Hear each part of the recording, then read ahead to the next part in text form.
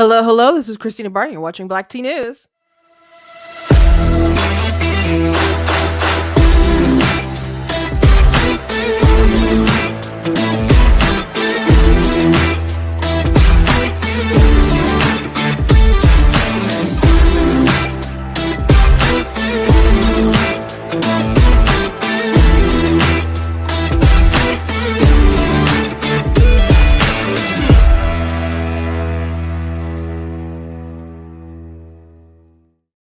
Hello, welcome to Black Tea News. I'm your host, Christina Barr, and hopefully people are signing on and about to jump on. I'm on my normal YouTube channel today, and so you're probably like, "Where the heck have you been? Did you take a week vacation without letting us know?" And um, that's not what happened. So, if you're watching from Facebook and you're a normal user, you know what has happened by now. So please bear with me as I explain it. Yeah, but I've been on a week hiatus, forcefully because of YouTube, and we'll get into why. But also want to talk about the news of this week. It's been a crazy week, especially with all the Biden stuff, which he's still denying any connection with his son. And well, now he's denying ever being in business with him. So he's changing up his language a bit, but we know what he's doing. And there's a lot of corruption, a lot of shady stuff going on with Biden and his son, but we'll get into that, um, as well as some other things. So before we jump into anything, I want to encourage you guys go to blacktnews.com, check out different content on the website, different articles, different videos, etc. Please check out different merchandise that we have at the store. Like this cool "The Constitution is a Glorious Liberty" document. I will definitely be rocking that on the 4th of July because Frederick Douglass gave this famous speech, actually on July 5th. Because it's funny, if you haven't read the speech, it's so good. It's such a good speech. It's such a powerful speech. It really, I see so many parallels, I guess, today with different fights that we all engage in. But so many people want to use this speech as a, oh, 4th of July shouldn't be used. Black people shouldn't celebrate it because we weren't free at the time. It wasn't our Independence Day. And so people wanted, there is a strategy like with Juneteenth to be like kind of the holiday to have like people look toward as opposed to 4th of July. And I wrote an article about that recently on blacktnews.com. There's like a um a line, I think, that some people on the right should work to walk better, more finely, I guess, because Candace Owens had this attitude of it's just a ghetto holiday. I didn't see her. I didn't watch her segment about it. I just saw her tweets about it. I saw Charlie Kirk's about it, which I did talk about that in the article. And there is some relevancy, to some of their hesitancy in, I guess, revulsion from Juneteenth, because there's definitely other better days to celebrate emancipation. Like the when the Emancipation Proclamation was signed, went into effect, or whatever. You could celebrate when the actual day that the war ended.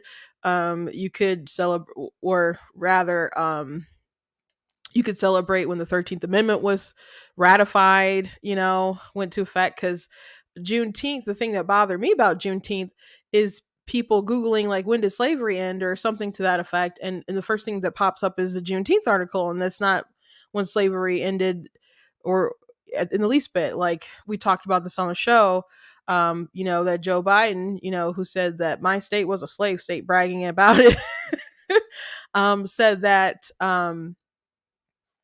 well, he said he came from slave states, so Delaware was still had slaves by Juneteenth. So there are definitely better days for it, but I do think like a summer holiday to compete with 4th of July, I think that's legitimate. Now, I think there's plenty of Black people who are like not chronically online and engaged with the culture war, but are your kids like going to places where they're indoctrinated into like a hateful ideology? Sure. And but it's not the end of the world. I think it's possible to, I guess, reclaim it. I mean, Republicans are celebrating Juneteenth in Michigan as a Republican holiday because we're the party that freed the slaves and stuff. So it is what it is. We're not going to get rid of it, at least not anytime soon. So the best way to kind of combat it is to I guess really appropriate it. So I don't think their angst is really gonna do a lot in the long run. I think there's complex emotions too. Kind of like with the Lift Every Voice song, which is affectionately called the Black National Anthem, which I explained at length on blacktnews.com. Wrote an article about that, and I also wrote an article on Juneteenth. So anyway, please go ahead to the website and check that out, as well as other articles that we have as well. Please, but anyway, Frederick Douglass knew better than I guess to be rude and dunk on 4th of July on 4th of July. So he said his piece on the 5th of July. And it's really a great speech because he was just really challenging. He wasn't saying that America was a mistake or the founders are trash or something. He's just like, there's this big moral plight that we have that we obviously need to fix. So if you haven't read the speech, we'll go through it, but it's a long speech. It's a great speech. But anyway, that line, the Constitution is a glorious liberty document. That's where that's from. And so yes, I will be rocking that on the 4th of July. I love that shirt. I don't know what else I'll be doing on the 4th of July. Also got the You Are Not That Special. We got the Row KC Abort It Life Wins shirts that are available at blacktnews.com as well. So go check out some merch. And I appreciate people who buy. I also very much appreciate people who go to the website and donate and support, whether it's $10 or $20 or more. God bless you. It's very much appreciated. It costs a stream to run my website, all those sorts of things. So it's very much appreciated when people participate, support in that way. And there's other equipment stuff, needs that I have. By the way, got a new mic, as you can see. So, it's pricey, but my sister wouldn't tell me how much though. Google is free, but so this mic was not though. So appreciate my sisters chipping in and getting that for my birthday. So thank you very much. I need some other things though, but I'm glad that this was checked off the list. But I hope I sound clear and concise today. I'm still like trying to figure out everything, so I was putting it all kind of together this morning. So those of you who've asked about audiobooks, I will get on that. I'm just trying to figure out kind of which one I want to do first. So I'm very excited. So I'm very happy about the state of things. But thank you to guys, those support. Thank you for watching. But let me jump into why you haven't seen me in like a week, at least on this main channel, because I have been on Facebook, and I've been on I have a decoy channel. I have a second channel that I have been streaming from, but I think I only have about 100 subscribers there right now. So you guys can go follow me on my second channel. If you're watching on YouTube or Facebook, there should be links to everything like in the descriptions. So my second YouTube channel is in the description, so you guys can go there and subscribe there. And please also go subscribe to my Rumble account. Subscribe to follow everywhere where I am. Facebook has really been suppressing my channel, and as you know, my YouTube has continued to climb. I got hit with a strike last week, so let me tell you why, in case you didn't know why I got hit with a strike. So I got hit with a strike for my interview with Deborah Tilden. And some of you in the chat have probably watched that interview, and you're probably like, what the heck? Out of all the things to get a strike for. So Deborah Tilden is the co-founder of Smart Women's Healthcare. And so I had her on, and she talked about her story about when she had an abortion in the past, with her still husband, but he wasn't her husband at the time. He was her fiance. And they were, church kids messing around, backslid, but didn't want to let everybody know and wanted to hide that bit of shame. And we talked about her story and how much it affected her throughout the years in ways that she had to process later.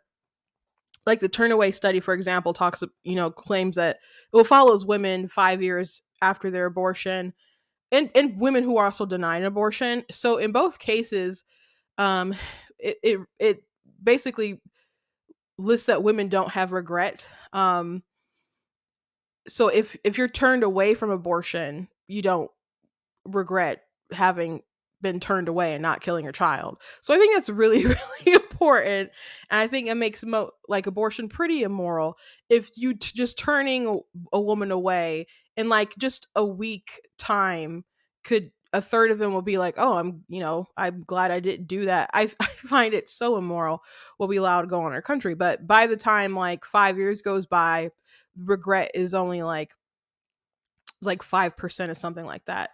But I don't know the percentage off the top of my head for women who do have an abortion and claim that they don't have any regrets. But I can tell you that I do not think at all that 5 years is enough to kind of um evaluate that. I don't think, because in Deborah's case, I wouldn't say that that was enough time for them to really go through her feelings and emotions about it. And I know plenty of people, especially on the pro life movement, who had an abortion, and years later they had some kind of revelation, and it eventually hit them. And then even though people may know that they made a mistake or that they did something wrong, this is beyond abortion. um there's a lot of people who do things and they did them knowing that maybe they are wrong at the time, but they did so with their free will. And because they enacted it with their free will, knowing full well what they did at the time, um even though maybe it caused negative repercussions, they'll still say things like, well, I don't have regrets, or something along those lines. And I know people like that. I've heard people say things like that, even knowing that they were wrong and did wrong. So I think the moral of that kind of story is that people will justify things in their own mind, or kind of cope, or try to come to terms one way or another. But she talked about how it hindered her marriage. She talked about how different drug use that she did, and partying, and it went really hard ways that she didn't really do before. And they didn't really kind of clean up their act till they, like, 7 years later, when they had another child. So excuse me, sorry, I thought I turned off my ringer. um so um they got it together, but it's even years later, until she started going through like an abortion recovery kind of group thing, she didn't realize all the kind of psychological repercussions that it had on her. And her husband didn't even talk about it till like years later. And so she had a pretty remarkable story, but she also talked about other, things that can happen to women. And her goal is to have women be, and well, she wants abortion to end, obviously, but her focus is for women to know the risks and things. So it was a fascinating conversation. And if were watching live, plenty of people said that it was, and people who went back and watched it enjoyed it.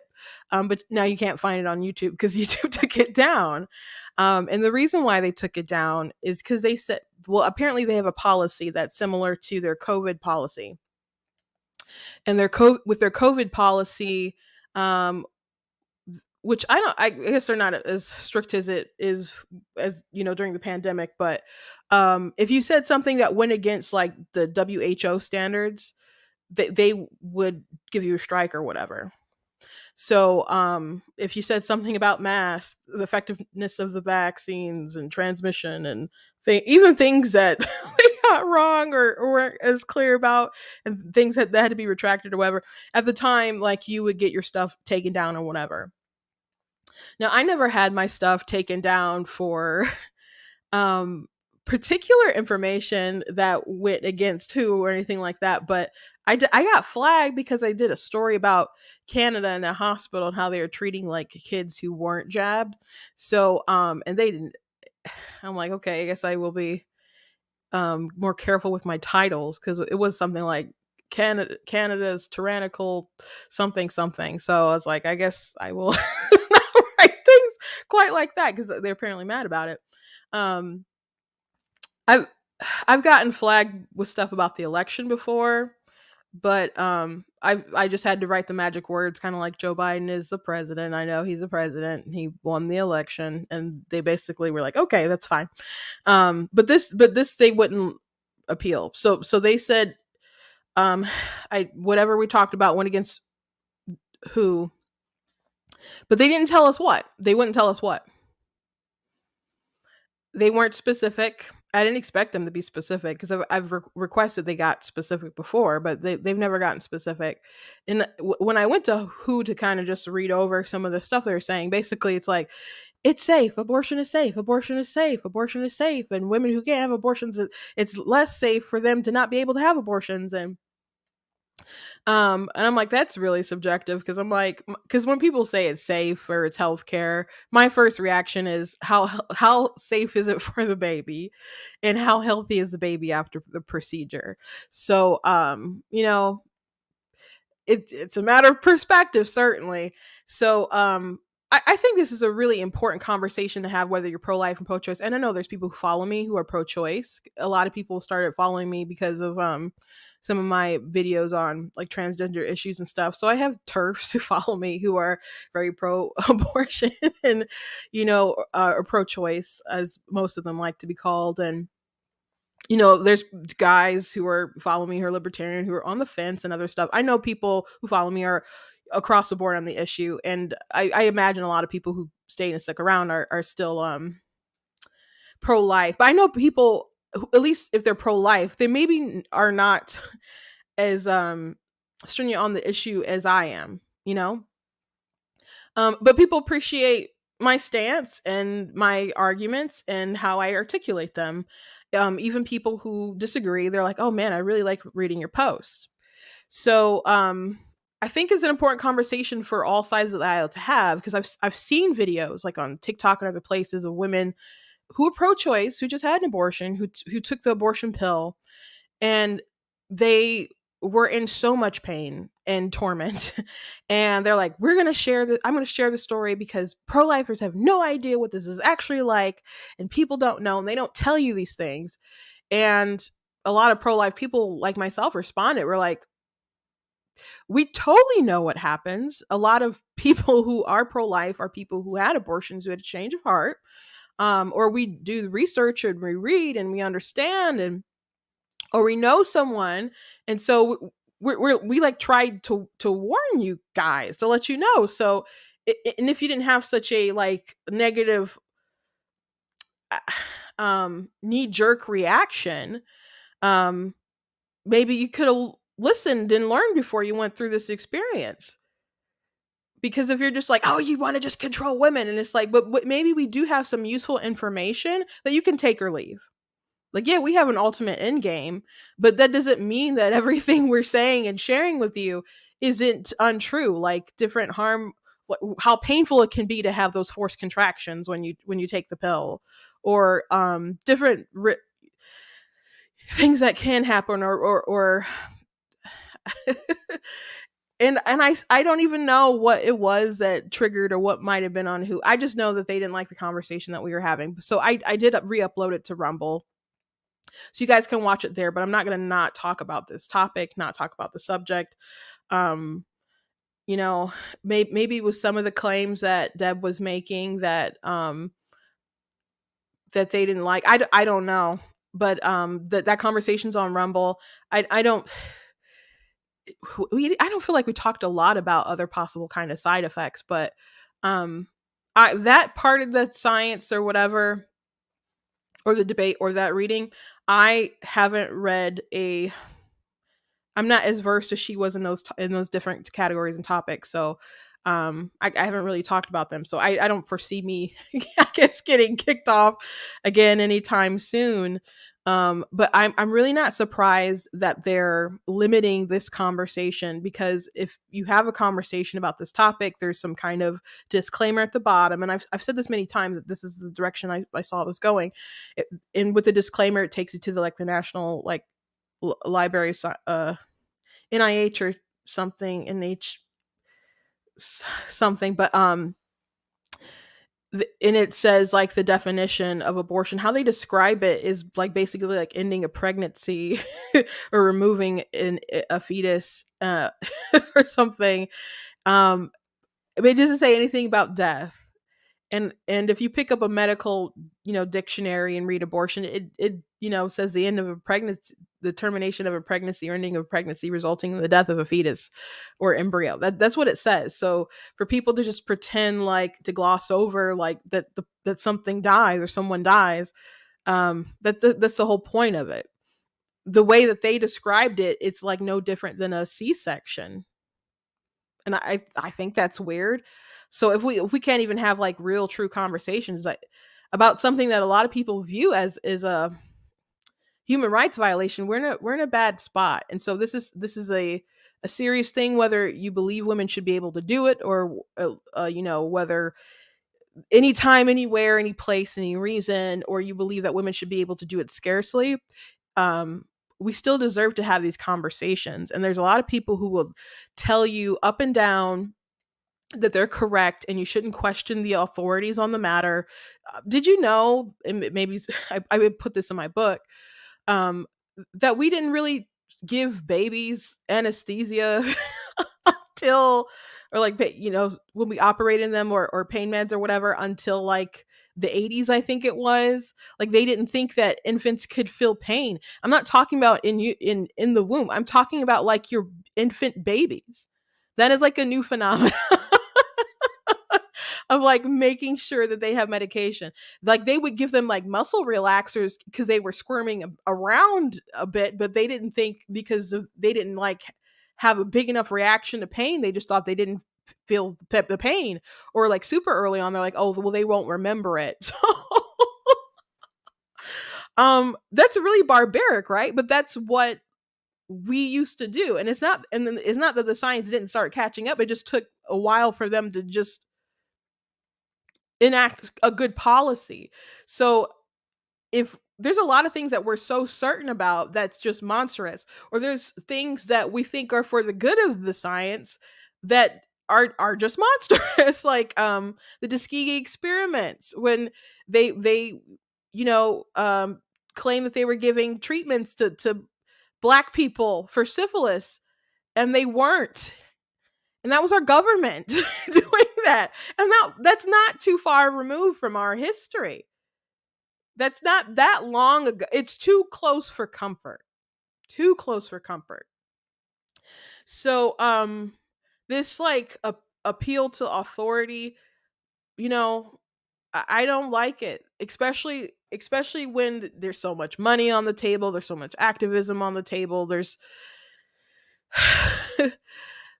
there's so many bad actors that I question. So I wish that YouTube had like a, maybe not all totally the free for all spirit of Twitter. You know, it doesn't have to be like that kind of like open space, I guess, but at least closer to it. Because especially with a topic like this, silencing people on this particular topic is not good. So anyway, that's why I haven't been posting on this channel for some time, for a week. Um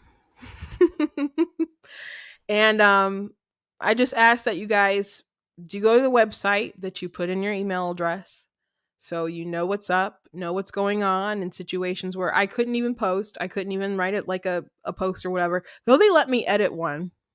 So I did like edit like the last post I had and said I'm at this other YouTube channel for the week. So that did happen. I don't go figure. But they wouldn't let me post anything, and they wouldn't let me upload anything. And I definitely couldn't go live. So here I am now, telling you to please, put your stuff in the email at blackteennews.com. Follow me across different social media platforms. I have a second like burner YouTube account, I guess, like a just in case, that you guys can go ahead and subscribe to and hit that notification bell. So if something like this happens again, we'll keep going. We'll keep streaming.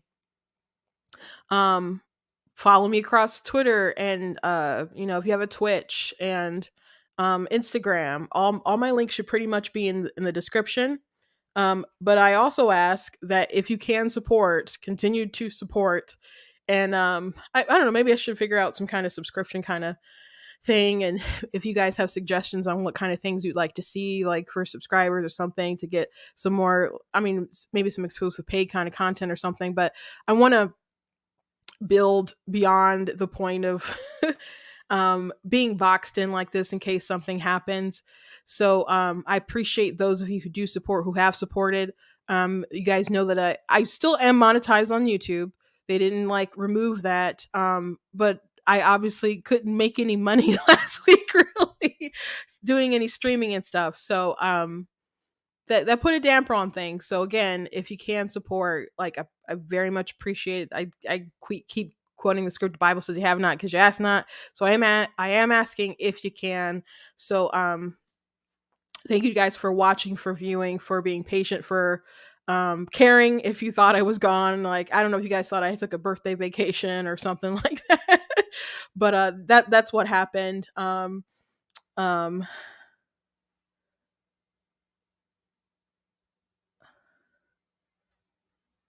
trying to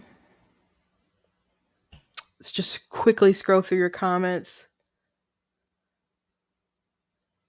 Um oh, I got a Canadian in here.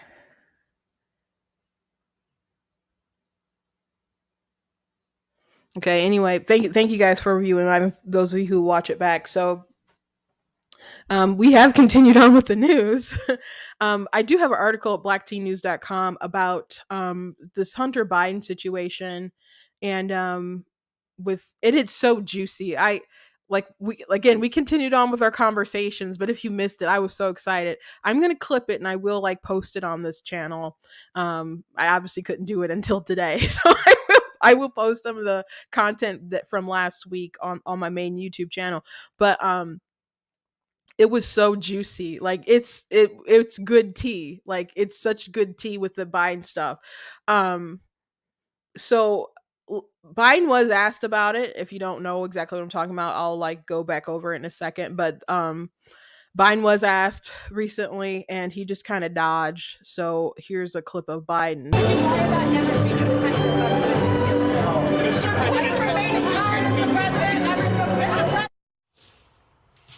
Just continuing to deny any involvement, but we have the facts.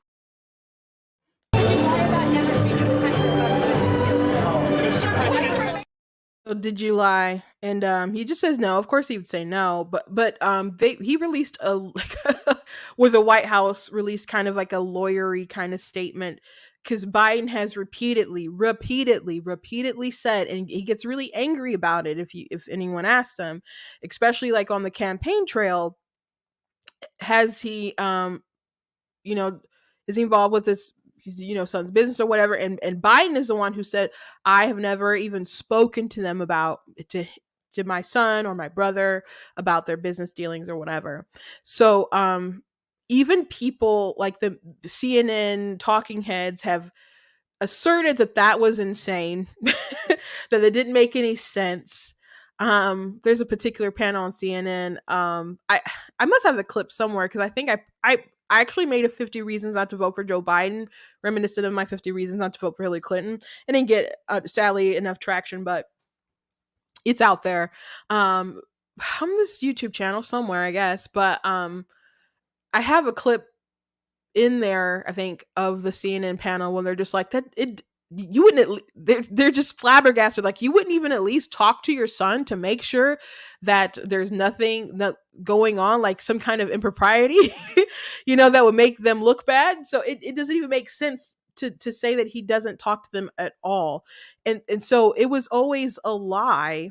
But Hunter Biden, an IRS whistleblower, or I think there was like two whistleblowers, came forward and said that, well, they revealed a text message from Hunter Biden to a Chinese businessman saying, like, threatening them, like, you better have the money here, or I'm going to hold a grudge, and between me and this my dad, or he didn't say my dad, like this powerful man, or I think he said my father or something, but he did say that his father was sitting right next to him while he was writing the text message. But he wanted his money right then, right there. So him saying that his dad was right there, of course he could be lying. Of course he could be lying. That of course he could be.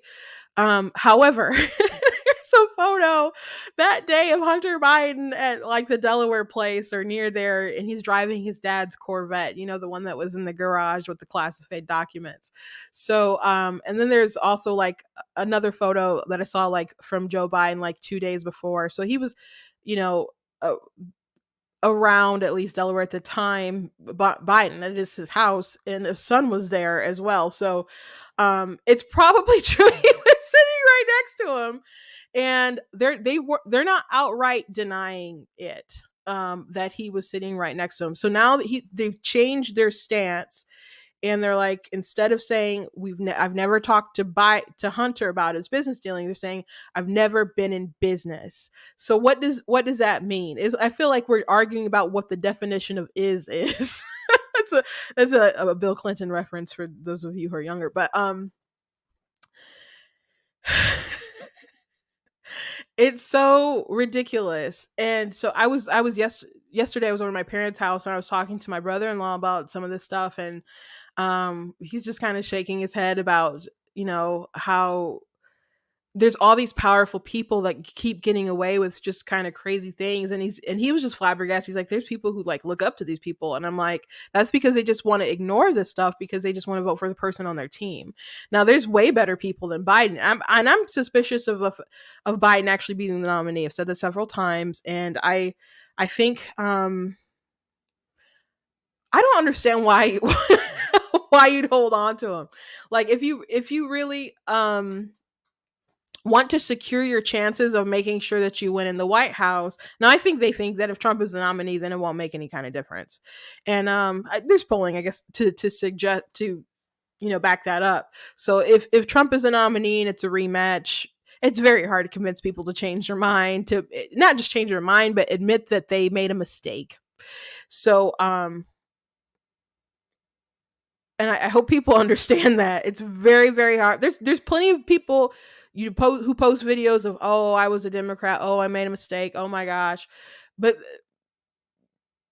we like those things, and they pop up on our algorithm because other people like them and we share them, and we're like, see, but that doesn't mean that that's the experience of the average voter who may like, especially one who was willing to send in a ballot, but maybe they weren't willing to stand in line, but they can mail back a ballot.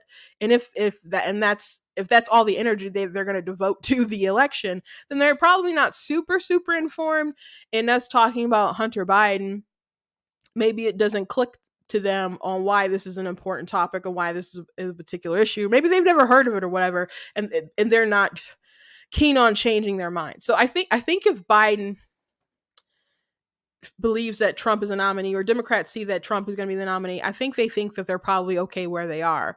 But if there's perhaps another person who might be on the ballot, I think they'll be like, we got to do something else. But it's making a lot of waves. It's getting a lot of talk, and it's not something that the White House press secretary and Kirby and other folks can just kind of stick their heads down in the sand and be done. The reporters are actually asking questions, guys. The reporters are actually asking questions. So again, I wrote this article, a good summary of events or whatever on blacktnews.com, an article about the stuff with the quote of the text message and what the White House said in response, kind of changing things up. Man, even Hunter's lawyers were disrespectful because they're essentially like I'm just kind of giving you the gist of what their statement was, but essentially it was, you can't trust a crackhead. You can't. He was under the influence of he was an addict, so you can't just trust things that he's saying about his family or whatever. So I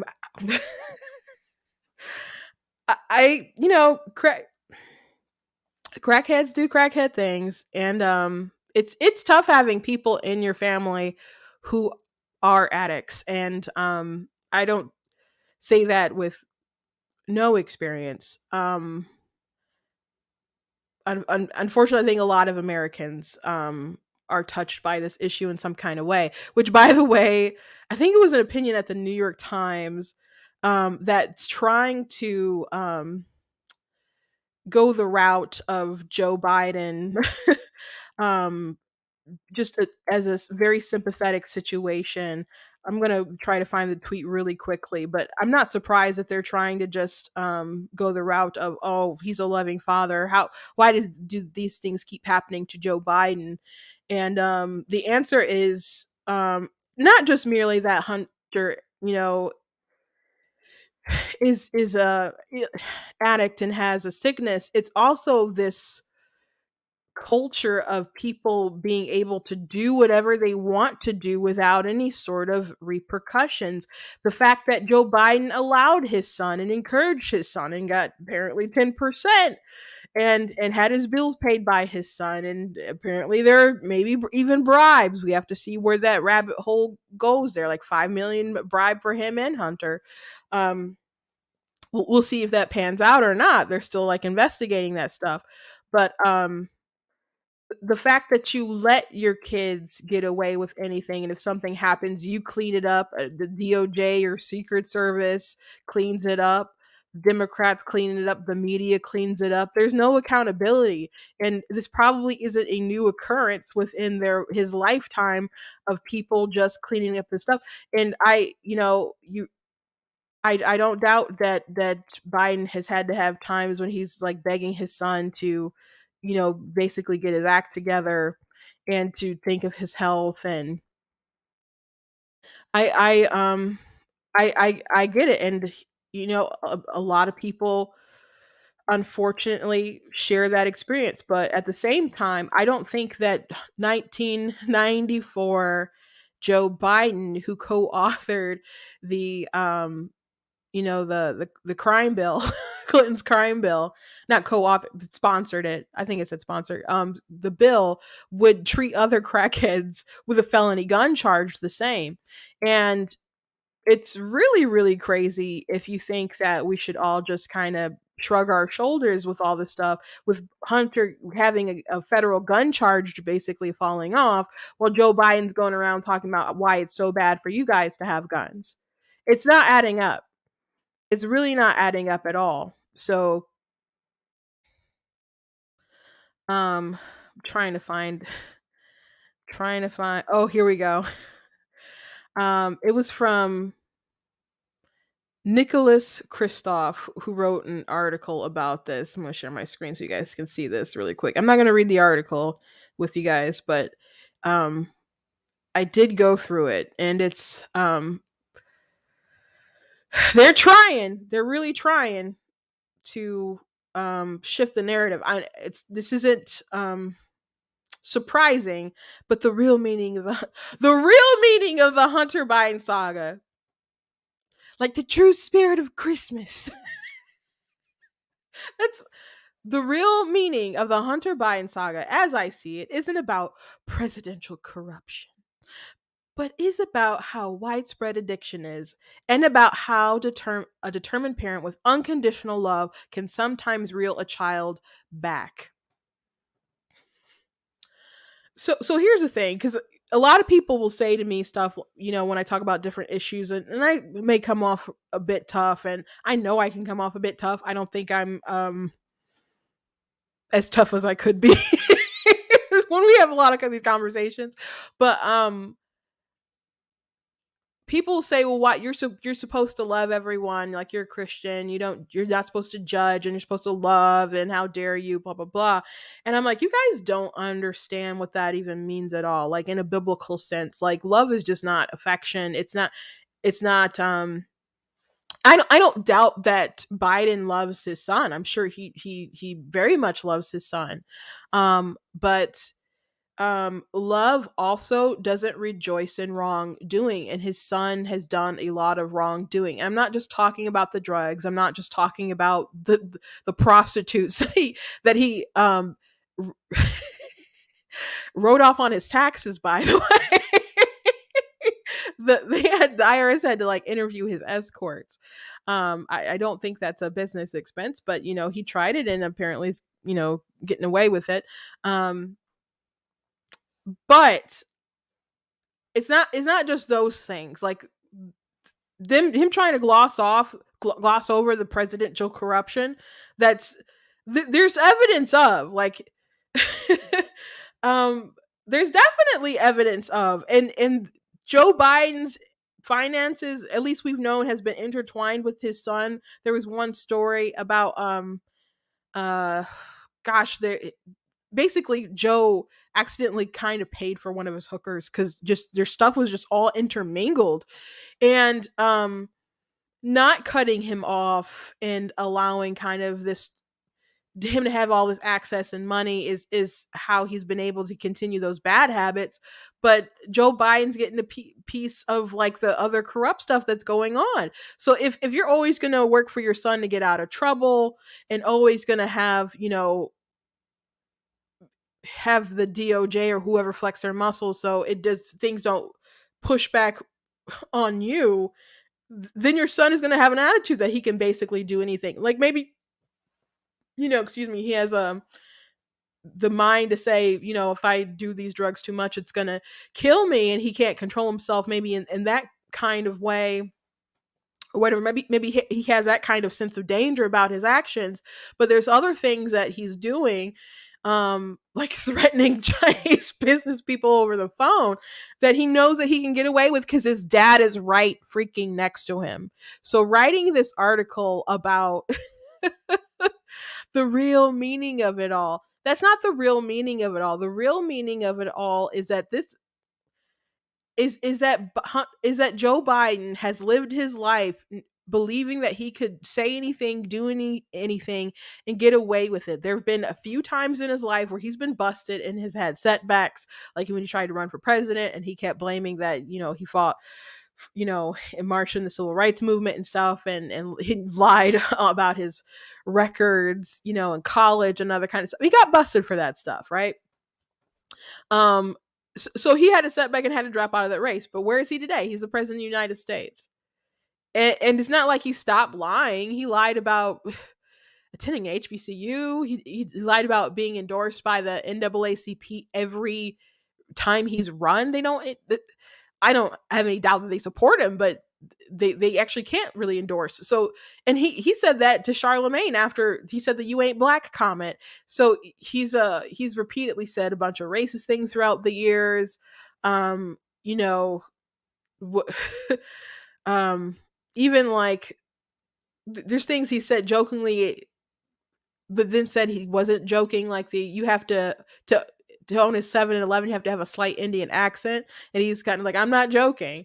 And so there people say ignorant sort of comments like that, and those maybe don't hurt folks too bad, but then you have the comments like you ain't black is pretty egregious to qualify people's um I don't know, ethnic identity or something, which is garbage. People should just be able to be who they are and not qualify their blackness or whatever. But supporting Biden should not be the metric of what determines whether or not you're a black person. Mr. Sponsor the crime bill and all kinds of other different stuff. No, no way. Like people were ragging on him all kinds of different stuff.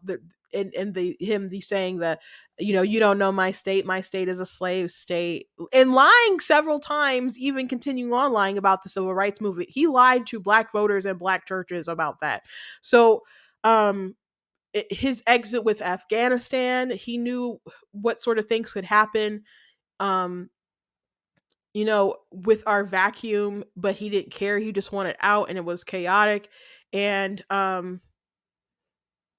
there's just no accountability. That he had someone, a press secretary, Duckworth, who ended up getting fired, I think, after people raised a stink about it. But he like um threatened a political writer.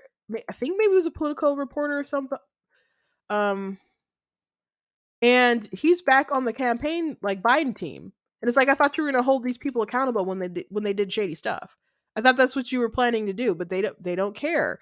Joe Biden was asked about Tara Reid on Morning Joe. And they're like, well, her records are in like your presidential library. Why don't you just unseal the records so we can like set the record straight?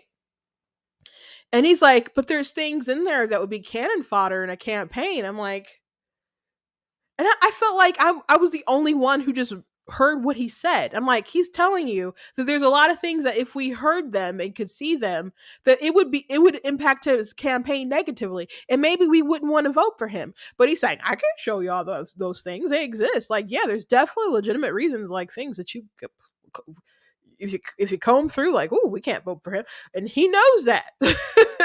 He knows that, and he went on TV and said things like, "Oh, I'm not going to change the conversation to the Supreme Court, packing the Supreme Court or the laptop or anything, because that's what Trump wants." And then they tell him like, "No, the voters are asking about this," and he's like, "I'm not changing the subject. I'm not going to allow those things." And I'm like, and y'all just let him. Y'all let him determine the conversation. So he knows that he can get away with things, and he's impressed upon that with his son. So the true meaning of it is these people think that they're above the law, that they can do whatever they want and have no consequences. And unfortunately, a lot of the times they are correct, because again, he is the president of the United States. His son has undoubtedly committed many crimes. And apparently, according to the whistleblower, they wanted to give him like felonies for his taxes, but they're gonna give him misdemeanors because they got like karate chopped by higher ups. Um, and he definitely committed a felony gun crime, but he's basically not going to get charged for that, and it's could fall off his record, and he could go get another gun. So the true story about all this is that they just think they're above everything and they can do anything. And when you write puff pieces like that garbage, um, they're like, yeah, we can totally do that. That is correct. We can live however we want. And unfortunately, um, that has probably aided in his son's addiction. Again, I don't doubt that Joe Biden loves his son. I don't doubt that he has probably been very pressed and upset and shed some tears probably about his son's condition, to see a child so bound by drugs that when he can't have crack, that he smokes Parmesan cheese. Um, that's pretty crazy. So I have no doubt that that is a rough situation for Joe. Um, but it's not because Hunter grew up in a good environment with a man who taught accountability. So, yes, it's about presidential corruption. Yes, it's about presidential corruption. Absolutely. Absolutely. And if they do find out that Biden's been taking bribes, that his son has been getting money from foreign nationals and stuff, those are things that are impeachable offenses. Unfortunately for America, Kamala Harris is like, according to I think it was an NBC poll, Kamala Harris is like the lowest rated liked vice president since they've ever like done the poll. um, so she's my least favorite when she ran, and I really don't want her to be president. So I think that he, especially if they can continue looking into some more things and if some more evidence or whatever comes out, I think Biden is really in some kind of impeachable kind of territory. But um, I don't know if anyone would like that. Like I don't know if the blowback politically would be good for Republicans or not. But I don't want Kamala Harris to be president. But I mentioned last week that I thought she should push. That's the only way she's going to be president, and that's the only way that she would have a good argument for running in 2024, because people don't like her. But if she is the president, then all of a sudden she's like the kind of the incumbent, and they're gonna look bad if they put away their colored person. So I think she has a lot to gain if Joe Biden is actually impeached. But I don't. I mean, it wouldn't go anywhere because the Senate wouldn't do it. So in the long run, I don't know if it's um good to do or not. Um, Now, if the Democrats were like, okay, there's a lot of bad stuff, we should, cut our losses with Joe, and actually vote to impeach him, that would be very interesting because I think they would try to make themselves, or maybe they would come off as looking like the adults in the room. But I don't I don't think they do that. But I think there's a reason why Gavin Newsom is so chatty and why there's puff pieces on Gretchen Whitmer. I don't think he's gonna be the nominee. I could be wrong. I could be wrong. I'm not someone who's like my predictions are always right. I'm not gonna say that. uh, so I did have a meme that I haven't gotten to yet, but talking about the Hunter Biden situation, I wanted to show you guys this picture, this meme that I found that made me laugh at least a little bit. Though we're living in a bit of a terrible world, I suppose that this feels even a little bit true. But how does a bill become a law? You just hand him the money, silly. You just hand him the money. I think I think that's a really good way to look at our government. Unfortunately, so much lobbying takes place to get different stuff done. So much lobbying. Um, Really, really crazy. Um, Last thing, I know this isn't like a typical kind of like run through the news day, and I thank you guys for humoring me with, I guess, my early rant and explanation to why I was censored. Stephen King said the dumbest thing to me. And it's pretty amazing to me how many dumb things that Stephen King says. Um and I haven't actually read anything from Stephen King, and I've seen some of his films. Some of them are great. Um well, some of them are good. I don't know. Great's a, you know, strong word, but some of them I really liked, I guess. But he had an interesting thing to say about abortion and gun rights, which a lot of people do. But he said in America, it's legal to own an AR-15, but illegal for a woman's right to choose. Wow. So many things are just wrong. It's not, if when you say right to choose, we know we're talking about abortion, not a right to choose. Whether or not you're gonna get the job or something like that. That's not what people are talking about. They're not talking about the right to really exercise your bodily autonomy. They're talking particularly about abortion. That's just euphemism. But it's definitely legal in a lot of places in the United States, including and especially where I live in Michigan. So what it's just not true. Um so there's that. And if you're talking about a right to choose, this is the problem with using the euphemism thing. Again, we all know what they're talking about, but I support a woman's right to choose to own an AR-15. So why doesn't Stephen King support a woman's right to choose, you know, to own an AR-15? Because they don't actually care about our freedoms or our liberties or our rights. And it's actually what I said, shouldn't women have the right to choose to own an AR-15? So they don't care about those things. They don't care about those things. They just want to protect abortion for, various reasons. But people trying to pretend like they really care about women and their autonomy and their rights and their choices is just not true. Um, but Tristan Tate had a good reply. He said, but it's illegal to take the AR-15 and shoot a baby. That's the point, right to life.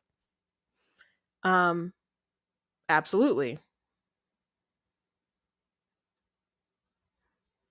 It's about the right to life. That's the whole thing. Reason why people are up in arms about abortion, why it's such a big topic, because it is taking a life, ending a life. So if you don't see it as a life, it is technically a life, scientifically a life. If you don't philosophically think that, that's the debate, and I hope to bring people to that understanding. But just like we don't want people to kill kids with guns, we also don't want people to do it with forceps and pills and lethal injections, suffocation, starvation, ripping apart. You know, we don't want that either. So I don't know what's hard to understand about that, but if he cares about a woman's right to choose, why not my right to be able to choose to have a firearm to defend myself, to defend my family, to defend, I don't know, the nation in case there's something that happens. There's all kinds of reasons why you might need a firearm, and whether you need it to hunt or defensively, or just because you think it's cool and you want to shoot some cans in your backyard, or you just do it for sport. It is your right to actually own a firearm. That is your right. There is no constitutional right. Well, we call them, we say constitutional right, but they're not actually constitutional. They're just like affirmed or protected by the Constitution. And they limit the power of the federal government. They're God given rights, right? But there is no God given right to take someone else's life. We just discriminate against certain people and have decided that some people you can't end their lives without any sort of due process. And that's the whole fight. That's the whole fight. So anyway, um Stephen King always says some wild stuff. There's a lot of I mean, well, I guess a lot of people are talking about it because the anniversary was on Saturday of Roe v. Wade's overturning, which was also my sister's birthday. My church had a drive for a pregnancy crisis center. I don't. My sister was in the chat. I don't know if she went there, or gave them the stuff or not, but she was supposed to go today and give them. She probably did by now because it's kind of late in the day, but people donated, wipes and diapers and lots of baby clothes and stuff, and baths and like baby baths and baby shampoo and other things like that. So it was very nice, for our church to come together to do that, and for Tina to arrange that. And so I did tell you guys about that earlier and encourage you guys to do similar things. So um I'm gonna have to call her. Oh, she said that they were very happy to receive everything. So I'm glad to hear that. Very glad to hear that. So people had all kinds of conversations this weekend about it. Um, but but I saw a couple of like trans women talking about it, and my reply was no uterus, no opinion. Like stay out of it. And which I think is so funny because and some people try to, I guess maybe who are pro-life, start pushing back on me. I'm like, I'm pro-life, I'm just using their terminology against them, because that's what pro-choice people say all the time to dudes. I was on a live the other day just kind of listening for a second, and there was a guy who's on Twitter, he's on TikTok, he's pretty well known in the abortion debate sphere, and he was debating like five women or something, and they were like, why are you even up here, you're banned, you have no say, etc., blah blah blah. So I think it's so funny when trans women just start voicing their opinion about all this stuff. I mean, I think it's hypocritical whenever for I guess pro-choice men to have that opinion and then to voice their opinion on abortion. I'm like, if you really believe you have no say, just zip it, be quiet, and just let the women fight amongst themselves. The women and pro-life men, because pro-life men believe that they have a right to say something and interject. But if you're a pro-choice man, just be quiet. But these trans women opening up their mouths about it so much, I'm like, you have no skin in the game. No skin in the game. So there was a few this weekend. I was just like, no uterus, no opinion. And Obama also made a comment too. I'm just trying to find it really quick. I did reply. I did retweet it. Um, but I was working on an article about Obama because I think he's such a ghoul. He's always been very radical on his position on abortion. I can't find it, but we'll have to address it. We'll have to address it later. But anyway, thank you guys for tuning in for this kind of unorthodox episode of Black Tea News, and we'll have our like different segments and things tomorrow. But again, thank you guys for joining me. I'm like glad to be able to be on my normal channel, and I'll post different segments from last week now that I can. And man, they were like, you cannot post for 7 days to the minute. Like I could not do anything until after 3 o'clock. So I'll have some, lots of video content for this week, I guess. Due to not being able to post on my main account, but make sure that you guys are following across other platforms, that my backup, my Rumble, my Twitter, etc. Drop your email into the website, and if you can support financially, God bless you, appreciate it. As I said, I'm monetized on YouTube, but I definitely couldn't do anything last week. But I want to get to the point where, and and that sucked, but it is what it is. I'm not sorry for having that interview, and I'll continue to have conversations. As a matter of fact, tomorrow night, a good friend of mine, I've had her on the show before, um, but she's going to come on tomorrow to talk about her experience. She had a second trimester abortion, and it was pretty traumatic. And I don't mean that in any kind of exaggeration. So, and in her words, she said that she had an abortion because she wanted a blank slate. And a lot of people are under the impression that if people would have them, I guess, around the time where she had one, then that's usually like some kind of medical situation or whatever. Well, the truth is that there's a lot of women who just kind of, you know, don't know whether they want to or not, and then they just kind of decide kind of late. And that was basically her situation. She was in high school, you know should be thinking about graduation and the prom, and she's got a bun in the oven. She didn't know how to tell her mom. And so you might be thinking, well, that she shouldn't have had to have that baby. Well, she shouldn't have been, making babies, but which she'll say now. But um I it kills me that people just are like, don't say anything about kids sleeping around, like they're just going to do it anyway. um just let them do that, but then they think they should just we should be too cool with them ending the lives of their offspring. Like there's got to be some kind of like moral rejuvenation in this country at some point, because there's just a lot of things that aren't there's a lot of things that aren't adding up, guys. So anyway, she had a terrible experience. Like she said, she wanted a blank slate, and what she got was a traumatic situation. And I don't. Last time when I talked to her about this, anytime when you mention abortion, like her stomach like does flips, like she can still feel like a remnant of the pain that she had to experience. I've heard pretty awful stories. I think hers is kind of up there. Um, but I appreciate her being willing to share her story and to talk about it. And she is a believer. She's found forgiveness in Christ, and I don't think she is tormented in the way that a lot of other women are tormented. But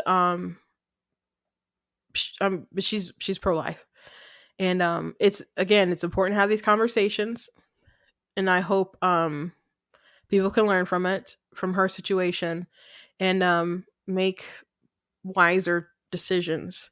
Um, there's a lot of different factors, I think, that ended up contributing to the mindset that she had. I mean, she was in love with a guy who didn't love her back. And it's sad that there's so many women who are in that position, but she didn't have a father really growing up and stuff. So, a lot of women go to look for love in the wrong sort of places, um and just can't see. So it'll be a good story.